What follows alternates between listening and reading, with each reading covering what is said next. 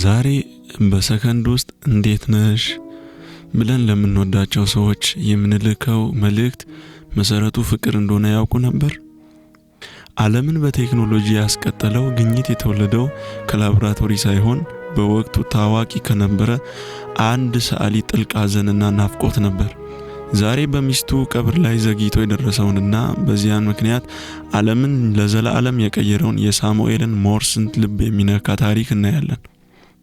እንደተለመደው ለብዙ ሰዎች እንዲደርስ ቪዲዮውን ላይክ በማድረግ ጀምሩት።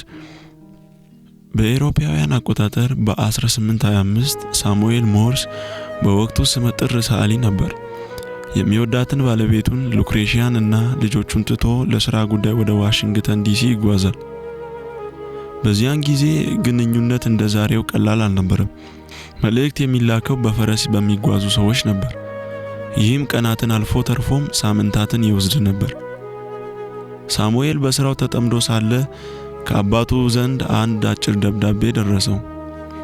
ደብዳቤው ሚስት በድንገት ታማለች የሚል ነበር። ሳሙኤል በድንጋጤ ዕቃውን ጠቅልሎ በፈረስ ወደ ቤቱ ወደ ኒው ሄቨን ጋለበ።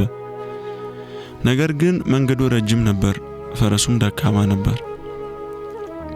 ሳሙኤል ቤት ሲደርስ ግን በጣም ዘግይቶ ነበር። የሚወዳት ሚስቱ አርፋ የተቀበረችው ከቀናት በፊት ነበር።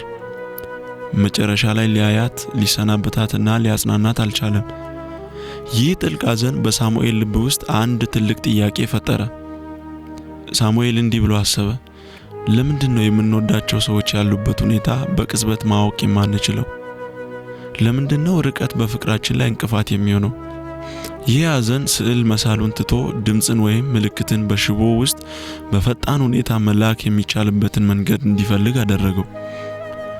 ከዓመታት ጥረት በኋላ ዓለምን ለመጀመሪያ ጊዜ በኤሌክትሪክ መልእክት ያገናኘው ቴሌግራፍ ተፈጠረ። ለመጀመሪያ ጊዜ የተላከው መልእክትም እግዚአብሔር ምን ሰራ የሚል ነበር።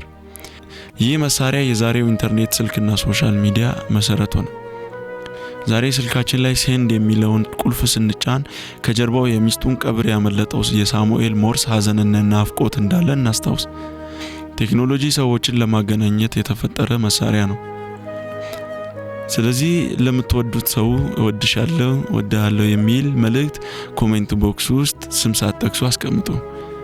ይህንን ታሪክ ከወደዳችሁ ላይክ እና ሳብስክራይብ በማድረግ ለሌሎች እንዲደርስ አድርጉ።